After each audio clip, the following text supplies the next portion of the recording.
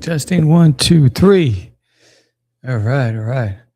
What's up, yo? Welcome to another episode of Cast the Craze podcast. And tonight we have a return guest, an indie comic creator, Chad Perkins, in the house. George Medina is not going to be with us tonight. He got a promotion, and so he's working a late shift. So, without further ado, why don't we start the show?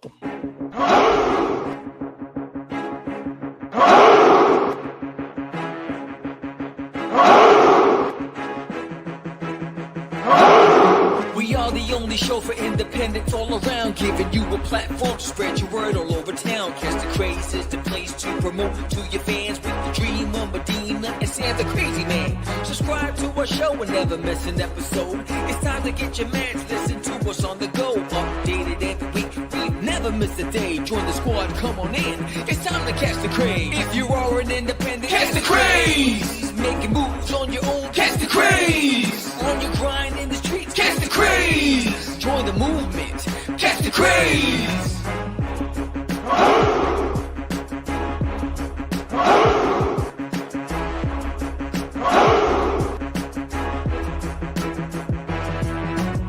Yeah, George, we did it again.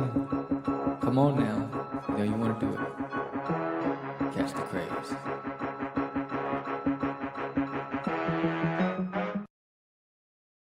Welcome to Catch the Craze podcast. I'm your host with the most, Sam the Crazy Man Vera. And I'm flying this ship solo. Yo, what's up? What's up, everybody?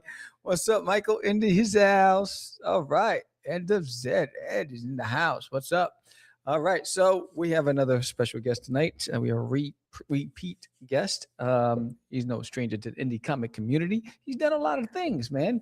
Let's see. I mean, he's the founder of Rolly Squid Bones. He's also an active member of the indie publishing community.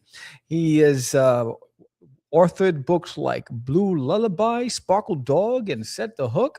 He's the CEO and founder of Rolling Squid Bones, and he has a Kickstarter coming up, and that Kickstarter is Set the Hook, a trade paperback. It's a supernatural fish noir comic. Man, that's a tongue twister. So, yeah, it's got a lot of things going on, and I'm excited to talk to him. What's up? Casey in the house. What's up? Yeah, so we'll be talking to Chad in a second. But before we do, I have an update. So the softcover edition of Forbidden has been shipped to me. So I approved that. The hardcover, they just sent me I'm waiting for the proof, physical proof. I've been going back and forth trying to get a physical proof of that one to make sure it's right. So that one's on the way. And so once I approve that, it'll go straight to print.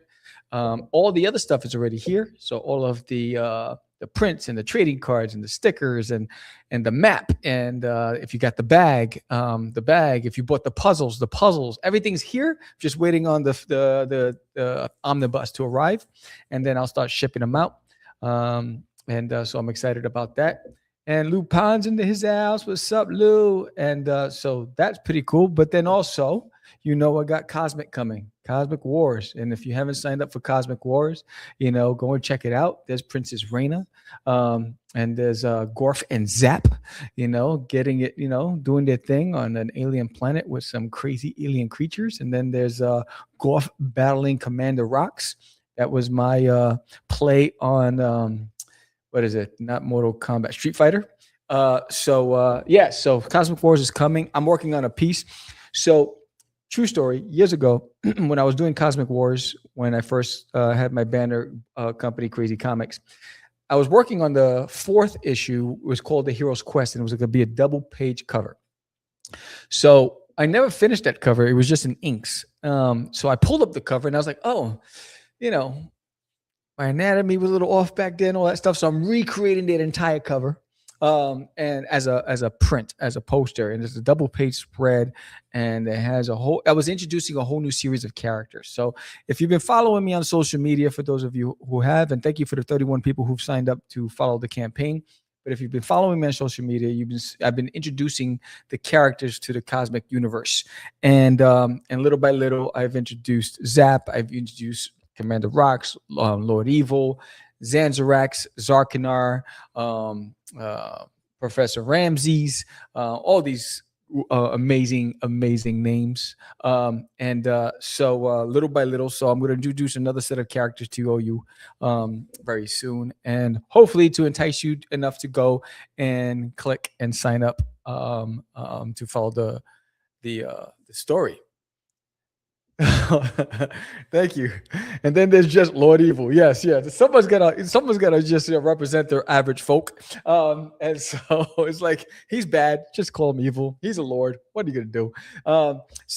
Yes. So there's a whole lot of stuff going on, and this book, I'm really having fun with it, and I'm really testing myself, the limits, because back then, if you looked at for Cosmic Wars, it's very vivid, a lot of colors, very colorful series, and because it's a whole different world, it's a whole different universe, it's a whole different set of creatures, and I get to play, and it's whatever I create from it, right? So I'm having fun with the colors. I'm having my fun. I don't think I'll ever rise to the level of coloring like Lupin's, but I'm having fun with coloring Cosmic Wars, and so it's pretty cool. Yeah, sometimes I wish I give villains those names.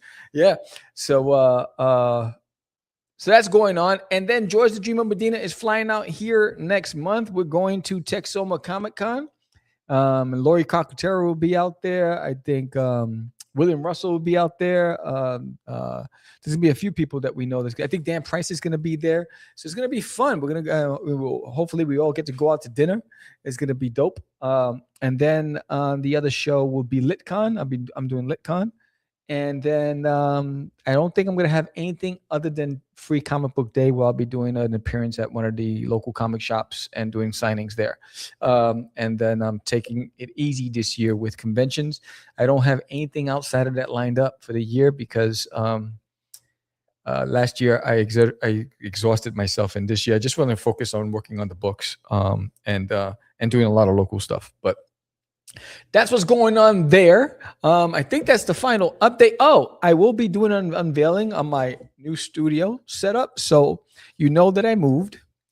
Me Emperor Good, wise guy, hey. Whoop, whoop, whoop, whoop. So you know I moved back in August, but I never actually set up my office or my studio. And so last weekend I painted the entire studio blue. And I built some bookcases, and I'm waiting for some prints, and I'm going to organize it, and then we're going to do an unveiling studio tour. So I'm excited about that. You see a little gradient in the background silhouette. I don't want to unveil it just yet, but I got some stuff coming. So I'll be doing a vlog, a video episode on my art channel to unveil the studio again. Studio number like 40. I think I've done so many studio unveilings. It's unreal. I moved too much. I think the IRS is trying to track me down. But outside of that, Chad is in the green room. He's chomping at the bits. He's excited, ready to join and tell this story. And then, we hope that you guys will have some questions for our guest as we bring him on. So why not bring him on now? What's up, Chad? Welcome. Hey, how's it going? Good. Thanks for having me, man. It's great to be in front of Lord Evil. And I love the floating characters on the wall. Oh, thank you. I found them on the those little stands. They were like action figure, like it's like at figurestand or something.com. It's like these 3D printing guys that make them. So, and you can just stick them on the wall with command strips. That's dope. Yeah, they're pretty neat. So, thank you. Yeah, I love that. I mean, they looks like they got like hoverboards or something. It's just fly. Is that Spawn? Is one of them Spawn? No. Which one? The bottom one with the red and the black, and it's hard to see from here. But the red and the black, that's Night Thrasher. Oh, okay, all right, cool. Yeah. So the only Spawn character I have is Haunt. That's behind me on the shelf over there. He's over there. Ugliest freaking figure. This one? Right there. Yeah. That guy. Ugliest figure I've ever owned. So next to this dude. That one's definitely ugly. This is Bloodwork from the Flash TV show. Oh wow. Yeah. So Well, I missed. I haven't seen any of the episodes of Flash. I haven't caught up on a lot of stuff, but enough about Yeah. those guys. We want to talk about this guy. Oh yeah, let's talk about you. How you? Yeah, let's talk about you. So before we even go any further, let everybody know who you are and what you do. Hi, I'm Chad, and I'm an alcoholic. It's been about 4 years. It starts with acknowledgement, so good for you. Kudos. Thank you. Thank you. It's very hard for me. So my name is Chad. I am the founder of Rolling Squid Bones, which is my little indie publishing company. I've been working in the comic book industry, indie comics, since about 2011. Wow. But I just started writing in like 2015, and publishing my own or with other companies in like 2020 or something. It's everything blurs together after a while. Yeah. I work on Blue Lullaby was my first book that was through Action Lab, and now it's through Marcosia. I've done Sparkle Dog, and I'm also currently working on my big book right now, my supernatural fish noir comic. Yes, the first step is admitting I have a problem. I'm not going to quit drinking, but I will admit I have a problem. But yeah, so now I am working on my supernatural fish noir comic, Set the Hook. Outstanding. yeah. Outstanding. So before we go forward, let's go back a little bit, right? So as a kid, what was the first comic you read? What was the first time you were introduced to the comic world? Well, the first official, so the first comic I ever read was Youngblood from Lloyd Reifeld, and Wow. I found those, and I swear people can deny this all you want, but I found them in a Dollar General when those were around, and they were those the foil ones. So I read Youngblood. I had no idea what these characters were. I thought it was terrible. But my first, my official, when I first started was when I walked into a comic book shop in 2011. I picked up Brian Michael Bendis's Moon Knight. And I was like, oh, hell yeah, this looks awesome. And I had no idea who Moon Knight was. I thought he was like some newer character. And then I really liked that. And then I just kind of stuck. So that's how I kind of got into comics. And then it's been a terrible addiction ever since. So That's fascinating. Yeah. What's up, JD? It's interesting because Youngblood, you're looking at it from a writer's perspective, which is why you're like, well, I don't know about this. When Rob Liefeld, his style at that time for me was so different.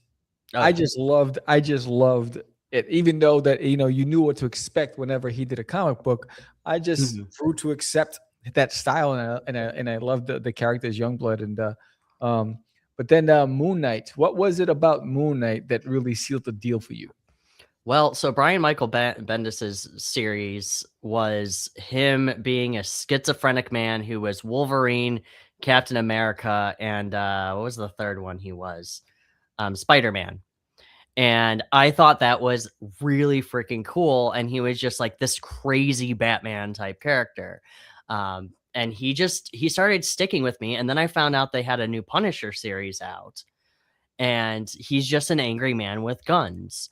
So I kind of try to, people who are just notably angry or just have like that tick to them, fascinate me. So that's kind of why Moon Knight stuck with me. And now that I've learned, and I've read Lemire's Moon Knight and a couple of other people's, and Jed McKay's Moon Knight, I've learned that Michael Brian Bendis's book run isn't very particularly good. But it stuck with me because I thought that was like my first time when I was just like, oh, this is a really cool idea for a schizophrenic superhero. So when I picked that up, I was like, hell yeah, I'm sticking with this character. And I've been sticking with Moon Knight for a long time now. So. Wow, that's fascinating. I did a short run with Punisher because I was a big Punisher fan. I love the crossovers with some of the other characters like Spider-Man. But Moon Knight, the only editions I have of Moon Knight are the ones that were illustrated by Stephen Platt. Oh, really? So in my collection, yes. So remember Stephen Platt, who did Prophet and Soul Saga and Fighting American? I mean, his style is just fantastic, right? So I have them all in bag board and all signed by him. Those are old that I've never too, I've never read them. I just kept them in there, and they're still in the box, bagged and board. So I know one day I'm going to pull it out and see if it's worth anything. But that's the only ones that I've had.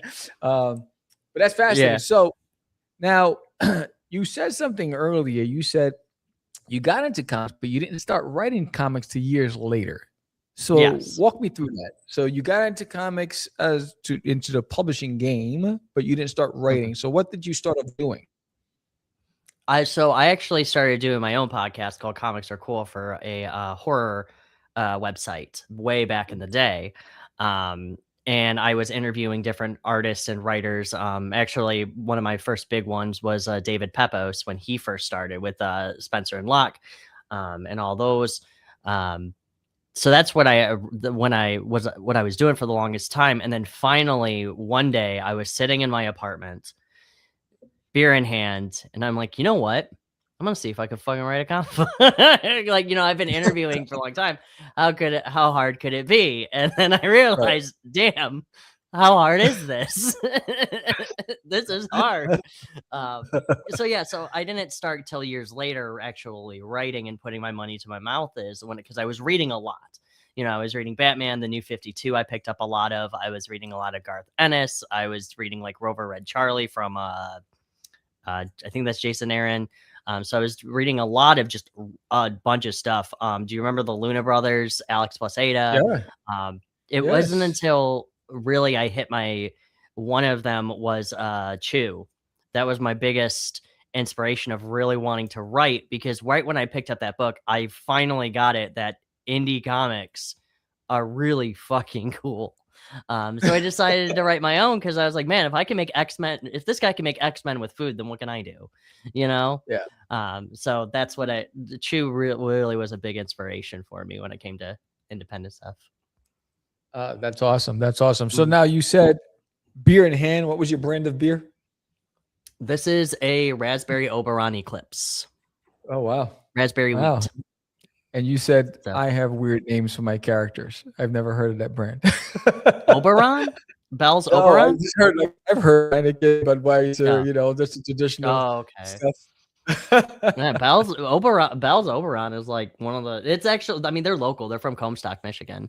But they're all over the place. Are they? Nice. Yeah, nice. I mean, Heineken's good. I have Guinness as in the beer fridge as well. So I drink all kinds of stuff. Nice. So now you identified, you said it was challenging endeavor to tackle writing for comics. So what were some of the steps you've taken to close the gap on going from this is challenging to this is freaking amazing and I got this? The biggest thing that I closed the gap on was really picking people's brains. So in order to really, really get, I guess just talking to people makes it a lot easier. I talk with Lori Calcaterra and James Michael Hammond almost every day about books and comics and everything and just bullshit. And that really, really makes writing stuff a lot more fun. The other thing that I've done that's really been making things easier is I write my ending first.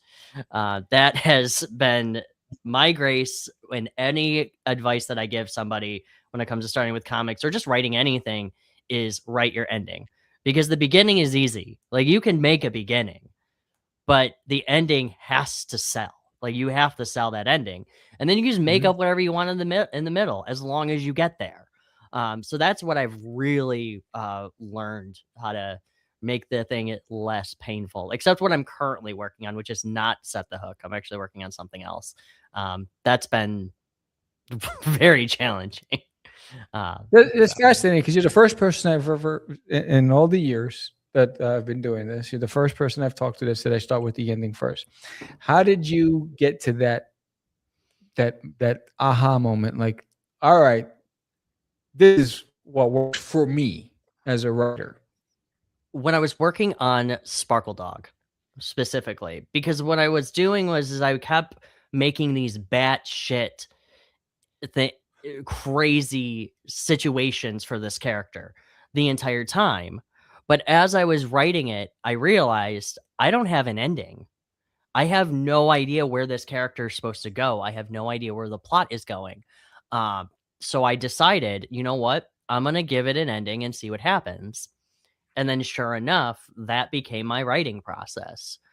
Because what I could do is I can say, okay, I see the light at the end of the tunnel. I have XYZ steps to get to here.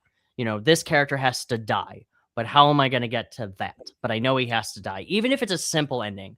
I'm not Right. saying it has to be solidified in stone, like, Right. because ending ideas can change, endings change, that kind of stuff happens. I mean, Set the Hook's ending changed. Right. So, but at least I have a ending in sight, so that way I can pivot to where I want to go. So That's fascinating. So let's go back a second for a minute, right? Because we're talking about the art of script writing, but mhm. world building. Yes, Where does that fit into your working process? like, oh, specifically, Yeah, like well, character profiles and history and that a whole bit. Do you start there and then go towards the script and say, here's where what do you start with first? How do you create your universe? I start with the world. Like, Okay. I actually think of what world is this set in. Like, I knew originally when I was working with Set the Hook, I wanted it to be actually, we can get into that. Originally, it wasn't supposed to be set in Hell's Aquarium in this weird fish world. It was actually just set in a regular Michigan, and just with supernatural fish secrets. But what bleh. I start with where I want this to take place. What time period, what location, where, how, when, is it summer? I want to be able to make sure I can capture that and then go and start writing the script. And then I move on to characters as well. But I always try to think of what setting. Like, I have one script that I knew I wanted it to be set in a hospital, and then I developed a character around said hospital. So that's not what I will start with. Is I will start with world building. Um, Now, granted, if the world is already built for me, then that becomes a problem. But I will get to that later. Right. So now, for someone who's tackled a lot of different genres and projects, Mhm. which is your favorite? Which is the one that you had the most fun doing? I'll be totally honest with you. I think Set the Hook 100%. Probably because, one, I love fishing, and two, it was a really fun concept on how I developed it. Was I was sitting at work and I'm like, man, I really want to go fishing. But what if I don't catch anything? Man, that's going to really upset me. What if my dad was murdered by a fish? And then it just kind of snowballed from there. And then once Wells came on as editor for me and opened up this Hell's Aquarium, it has been just full force the most exciting thing ever. Like, I can think of all types of different creatures, and combine them with fish. It's just been a wild ride. Like, the next script for Set the Hook, I have a dominatrix angelfish. Like, there's all kinds of weird, wild things that I can come up with, and that has just been the most exhilarating thing. And also how to make people uncomfortable when it comes to me talking about fish creatures and how wet things get. So it's just been a really fun, interesting ride. So It, yeah, but yeah, it looks fun. And as I'm reading this, I mean, you're talking about the names in Cosmic Wars. You got Otis. What's the last name? Yasi There you, Yasta Barrett. there you go. There you go. Thank you. Thank you for You're saving me welcome. the embarrassment. Y- But act- I love the Actually, name. the joke is you can't say his name, Oh, so is it that doesn't what it matter. is? Yeah. Oh, it's okay. I'm safe. All right. So I think when I read when I read it, right, it's Mm, a supernatural fish noir comic, right? yes. And that in itself, and I love the font that you use for Set the Hook, because it reminds me of Peter Pan, Captain Hook. Thank you. Just the way the design is. But tell us about this story, this character. I know you said you started out saying how much you love fishing, but what Mhm. was it about this concept that really said, you know what, I really have to tell this story? I think because it was a personal, like, I had a personal interest in the story because I do enjoy aquatic type creatures and fishing and just being on the out the outdoors and on the lakes and everything, even though I'm a terrible swimmer. But I do enjoy being that. But one of the things that really resonated with me was how much. So when I was writing this script, it was how angrily obsessed could I make this character obsessed with this fish who murdered his dad. Like, he is a 24-year-old in his 40s. He is only 24 years old, but he looks like he's 40 because he's seen some shit. Right. How obsessed can I make this person, and how far can I go to make this world uncomfortable and weird? Right. So yeah, so that's pretty much why this story resonated with me, because I got to be weird and I'm weird. So it's just been a lot of fun seeing what I can do with this. Right. I mean, I have a fish strip club, the Slippery Tentacle. Why not? Oh wow. Wow. Yeah, you That's actually can whole see a preview of it if you scroll down. a fish. Hold on. You can, if you scroll down to in the preview, you can, or the you can see the cover that I have all the way down at the bottom. The limited edition Slipper Tentacle. Yeah, the jellyfish. Nice. Wow. Jellyfish and the squid. I've seen it all now. I've seen it all. Yeah. That's pretty cool. That's pretty cool. So walk us through the story. It's a trade paperback. It's the first time it's being released. And why did you decide to go with a graphic novel versus floppy? So the first time I did it as issue 1 and issue 2. Okay. And then I started my own publishing company, and I realized that I wanted to get this book out, and it's already done. So I decided to go ahead and do a graphic novel. Now, the good news is that one of the tiers, I do have issue 3 and issue 4 as single issues. So you can get those. But I just decided to go all in on the trade paperback so I can actually get the story out. And I also have another arc as well that I'm working on. So really, it was just, I'm sitting on this book. I want it out. And I decided to say, you know what? Screw it. I'm gonna get it out. And why not? Nice. So, but the story itself follows Otis Yassi Bayert, or Bayer, or whatever, because the joke is you can't say his name, whose dad was murdered by a pike when he was only 8 years old. And he lives in this world of Hell's Aquarium, and he must hunt this pike that killed his dad. He goes through the Slippery Tentacle, the strip club, the Slippery Tentacle, and questions a naked jellyfish. He goes through a crab lobster fight club.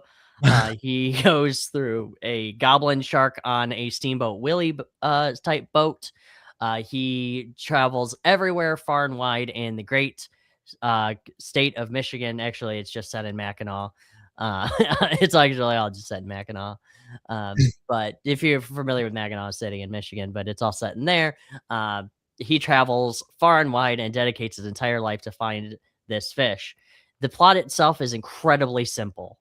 It's a revenge story, but it's how he gets there and the weirdness that he encounters in exploring this world.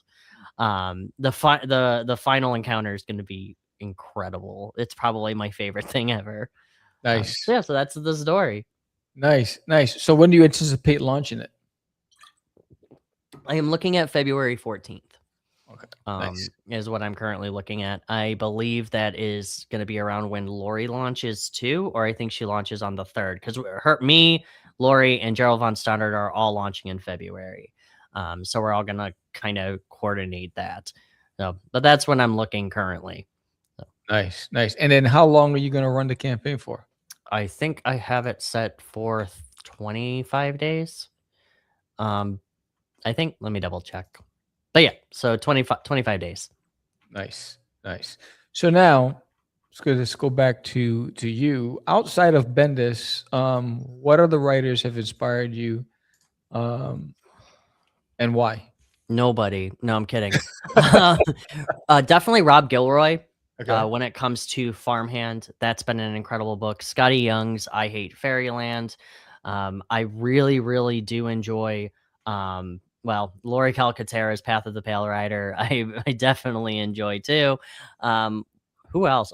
Well, let me turn around to my book collection and see who else I love. Oh, Sean Murphy for Batman White Knight. I really enjoy him. So those are the writers that I do quite enjoy often. Oh, and I love Donny Cates. Like, he's probably him right there. I gotta remember. I gotta shout out Donny Cates. Like, that guy has been incredible. God Country. Shoot, I can't remember the book that he did for Buzzkill.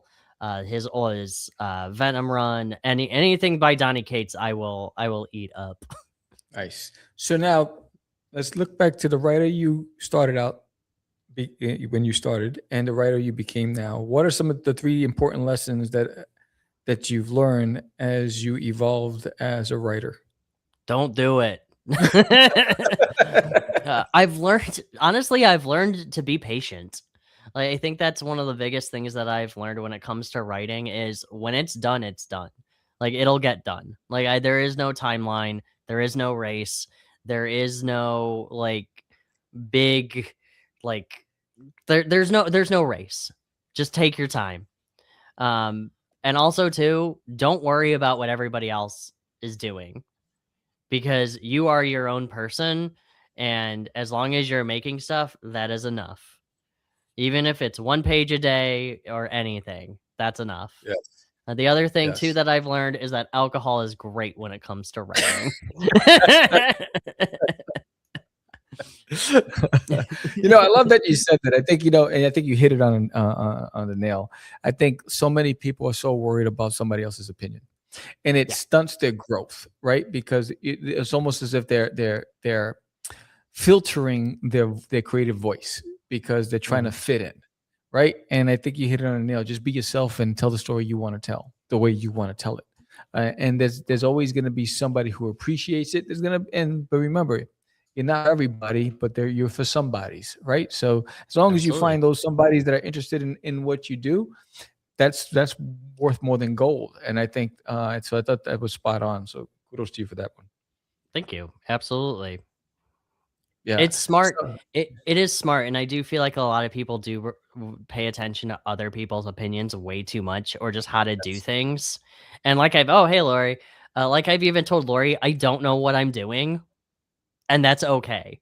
Like there is no rule, there is no like set in stone guideline when it comes to whatever you're doing, as long as you get there or you don't explode. Yeah.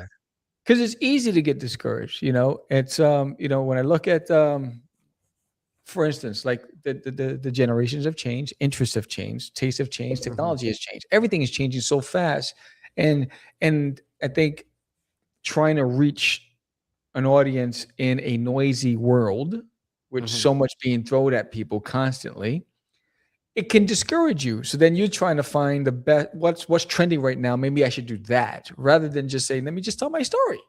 Right. Let me just tell my story. Eventually it'll find somebody. It'll find the audience I'm looking for and stay that path. But I think I've seen so many, and I was victim to that too. It was like, oh my God, what's going on? This world has changed. I mean, how do I can't play with these algorithms. They're not seeing my posts. I mean, I got people seeing posts for Kickstarters that I did a year ago and said, hey, when is it launching? I said, that was over last year. Oh, it just showed up on my feed. I'm like, what the hell? So you can't worry about that. You just got to keep grinding. Absolutely. I thought the coolest thing was I was at Motor City Nightmares, or not Motor City Nightmares, Nightmare Weekend in Cleveland last year, tabling. And this guy walked up and I didn't even know he knew who Set the Hook was. And he's like, oh my God, if I would have known you would have been here, I would have brought my copies to get signed. And I'm like, who the hell are you? Like, I didn't say that, but that was like my internal monologue. I'm like, oh my God, somebody actually like is here and they read the book. Holy crap. Yeah. And stay on your path. Like legitimately. You don't got to stay in your lane, but stay on your path. Stay on your path because it's yours. It's the path that you create for yourself. And I think sometimes it's a lonely road, but you know what? As long as you keep, moving forward, you'll get to your destination. Absolutely. Thank you, Therapy Horse. Lori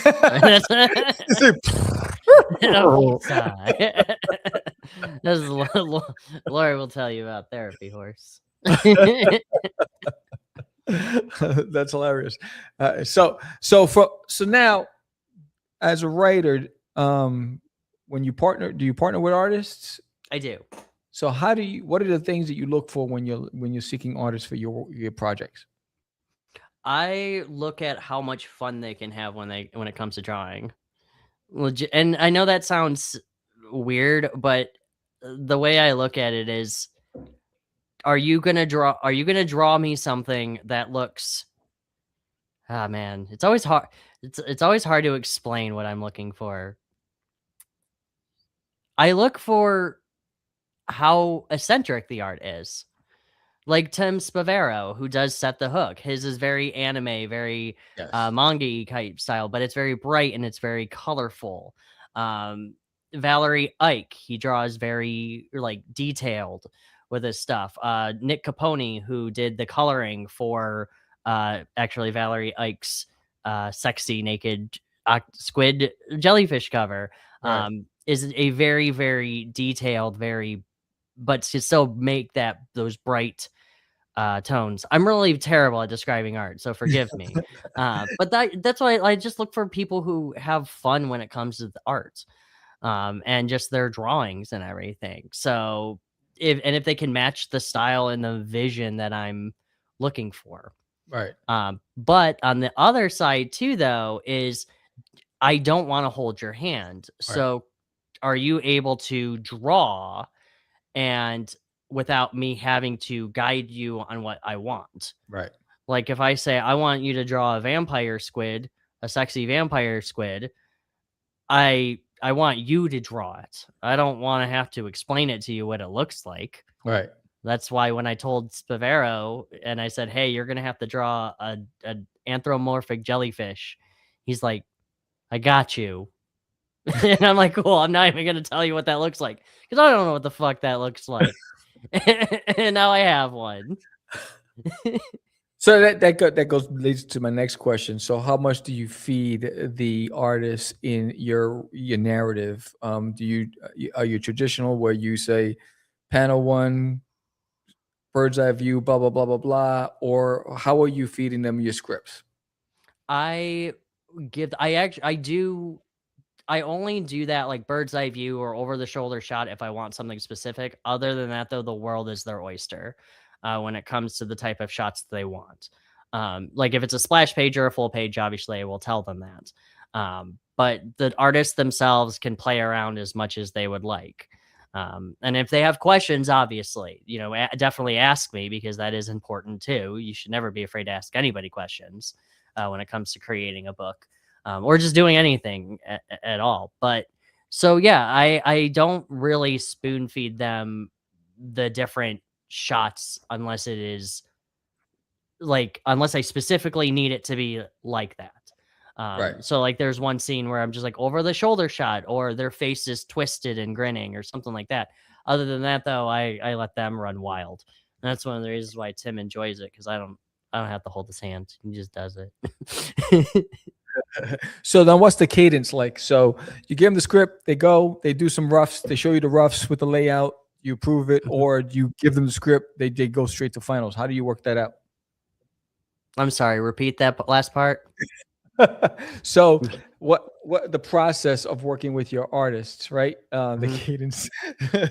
It's do they give you thumbnails prior to going on to inks and finalizing so that you can okay. Yeah, they do. And that's just because, I still want to be able to see the process behind it as well. And at the time too, Tim and I mean, mostly that I feel like that is just a courtesy thing too. Like, everybody does like the pens and inks before you go on to the coloring and everything, or just does the pencils. Tim and I have a relationship where mainly he will just go right to the inks. And then if he will change anything that he needs to, but it's very rare that I will need to change anything. Right. So now you've been at this since 2011? Yes.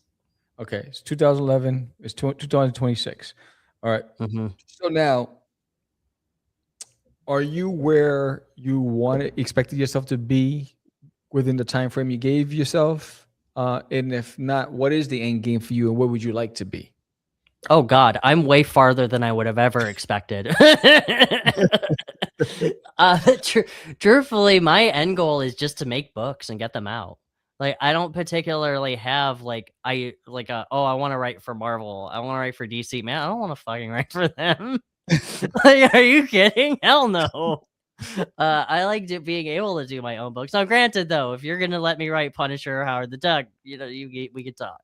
But so there, of course, everybody has their characters that they want to write. But right now, I think my end goal is just to get people's books out with Rolling Squid Bones. Even if I can't get you into like a Netflix deal or anything like that, I will still be able to publish your book. But also, too, for me, my end goal is just to continue creating stories and getting stories out that I make. So I don't have like a particular big, broad goal, unless it's just buy a yacht and sail around and fish. That'd be great, or live in an RV and drive around. But anyway, Nice, nice. Now you said something and it just slipped my mind that you said so it's interesting. You said two things you'd like to write, either the Punisher or Howard the Duck. So you can't let Howard the Duck slip away. Why Howard the Duck? oh God, because he's fucking hilarious. He's a man. He's a freaking duck in an entire man's world, and I think that's incredible. Like, it's great. He always ends up being this. He doesn't want to be a hero. He doesn't want to save anybody. He just wants to live his life, and he always just stumbles onto these weird hijinks situations, and I love that. That's awesome. He's such a weird character. Or Slapstick, who's like just the cartoon character from, I think it's New Warriors. I think he's on. I would love to write him too, because he's a living cartoon, and why the fuck not? I think that's fun. That's awesome. So, Lori, we'll only do the karaoke show if you're singing with me. I'll sing with you guys. Hell yeah. Awesome sauce. Yeah, we'll make it a date.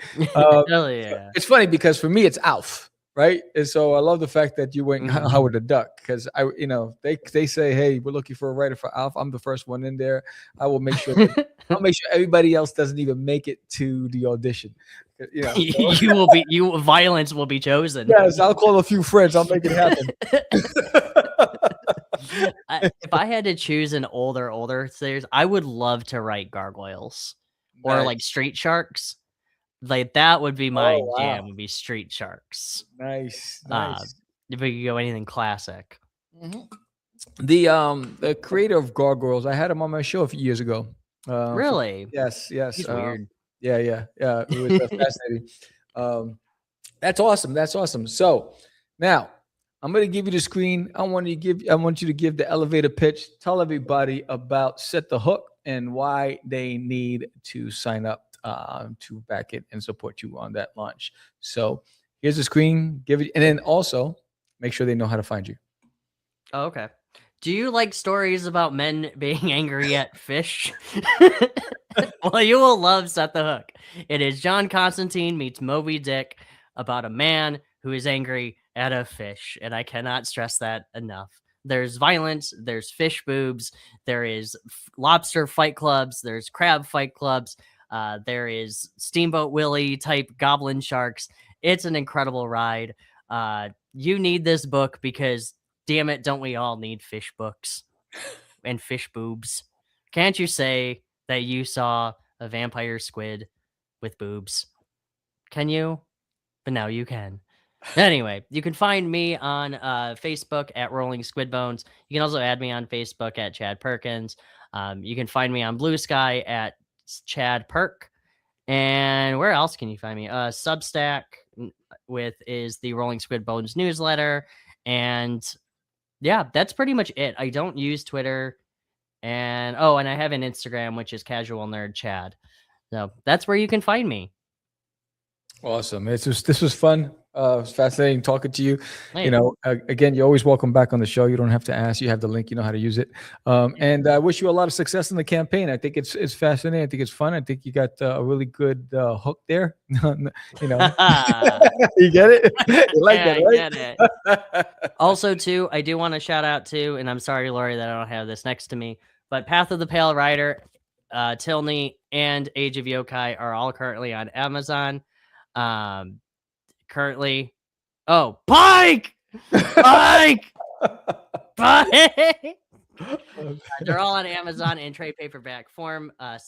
Path of the Pale Rider, Volume 1, the trade paperback of Age of Yokai and Miss Tilney as well. And we have a bunch of other stuff coming down the pipes later this year, too.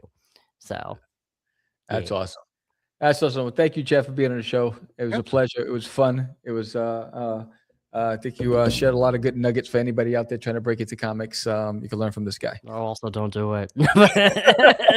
No, please do it. Get into comics, start writing, start creating. Even if it's a little stick figure comic, just fucking do it. Just do it. That's what I'm saying. Thanks, brother. Yeah, of course. Take care, man. Have a good one. You too. That was Chad Perkins. Again, go give it a shot. Set the Hook, a supernatural fish noir comic.